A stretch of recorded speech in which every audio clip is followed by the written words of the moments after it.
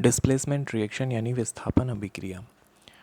Reactions in which one part of molecule is displaced by another, यानी कि ऐसी अभिक्रियाएं जिसमें कि मॉलिक्यूल का एक भाग दूसरे भाग से क्या हो जाता है, डिस्प्लेस हो जाता है, यानी विस्थापित हो जाता है। यानी एक पार्ट हट जाएगा, दूसरा आ जाएगा। एग्जाम्पल है कि जिंक है Zn, ये H2S यानी हाइड्रोजन सल्फाइड से रिएक्शन करके बना रहा है हाइड्रोजन और जिंक सल्फाइड बना रहा है। जिंक जो है यहाँ पर क्या कर रहा है, डिस्प्लेस कर रहा है हाइड्रोजन को। जिंक हाइड्रोजन को हटा देता है और हाइड्रोजन बाहर निकल जाएगा और जिंक जो S है उसके साथ डिस्प्लेस हो जाता है। अब एग्जांपल है जिंक प्लस कॉपर सल्फेट और बनता है जिंक सल्फेट प्लस कॉपर।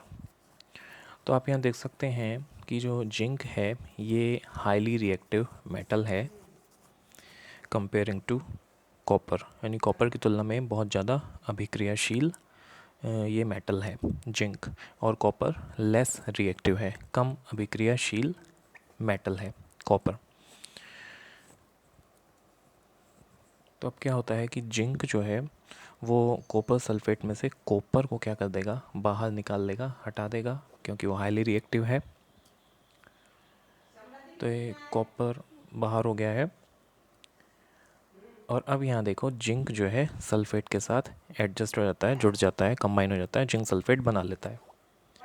तो यहाँ पर हो गया डिस्प्लेसमेंट हो गया है यहाँ पर। तो अब आता है रिएक्टिविटी सीरीज़। तो ये एक लिस्ट है एलिमेंट्स की जिसमें कि ज़्यादा रिएक्टिव एलिमेंट्स तो टॉप इस लिस्ट में ऊपर, उसके बॉटम में पाए जाते हैं। डिस्प्लेसमेंट रिएक्शन जो होती हैं एक्सोथर्मिक होती हैं, यानी इनमें से हीट निकलती है। अब देखिए डिस्प्लेसमेंट रिएक्शन जितनी भी एक्सोथर्मिक है, यहाँ पर बीकर में कॉपर सल्फेट सॉल्यूशन लिया है, ठीक है, और हम इसका टेम्परेचर नोट कर लेंगे। अब कितना इसका टेम्परेचर है। अब इसमें आयरन, लोहे की फिलिंग्स डालेंगे, यानी आयरन ऐड कर दिया हमने इसमें। और अब 10 मिनट के बाद हम देखेंगे कि इसका टेम्परेचर क्या हो गया है। टेम्परेचर जो होगा सॉल्यूशन का वो बढ़ जाएगा, जो ये इंडिकेट करता है कि डिस्प्लेसमेंट रिएक्शन तो यहाँ हो रहा है जो कि एक्सोथर्मिक है, यहाँ पर हीट निकल रही है, रिलीज़ हो रही है, जो कि एक्सोथर्मिक रिएक्शन की पहचान है।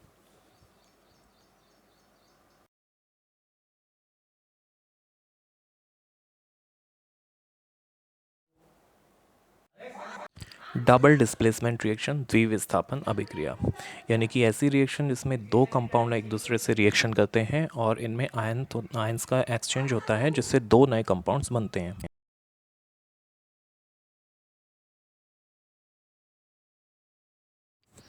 यहाँ एक सैम्पल से हम समझेंगे इसको।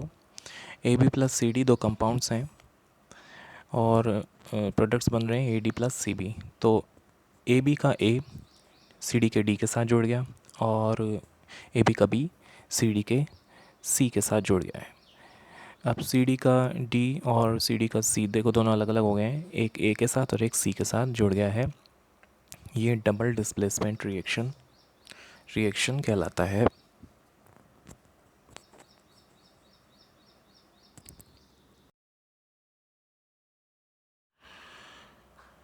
वो डिस्प्लेसमेंट रिएक्शन की तरह ही है, इसमें दोनों कंपाउंड्स होते हैं और डिस्प्लेसमेंट में एक एलिमेंट और एक कंपाउंड। तो एक एग्जांपल लेते हैं, सिल्वर नाइट्रेट और NaCl AgCl और NaNO3 बन रहा है यहाँ पर। तो अब देखिए जो Ag है, सिल्वर जो है, जो धन आयन है, पॉजिटिव आयन है, ये सोडियम क्लोराइड के माइनस जो क्लोरीन Cl उससे जुड़ जाएगा, कंबाइन हो जाएगा यहाँ पर, ठीक है। तो ये इस तरह से दोनों जुड़ गए और AgCl इसने बना दिया यहाँ पर, सिल्वर क्लोराइड बना दिया। और ये NaNO3 इसका प्लस, NaCl का प्लस और AgNO3 का माइनस आयन जो है, ये दोनों आपस में कंबाइन हो जाएंगे। तो क्या बन गया, सोडियम नाइट्रेट बन गया है NaNO3, ठीक है। ये प्लस और माइनस आयन्स मैंने दिखा दिए हैं इसके, किस तरह से कौन कौन से हैं। तो ये एक्सचेंज ऑफ आयन्स यहाँ पर हो जाता है।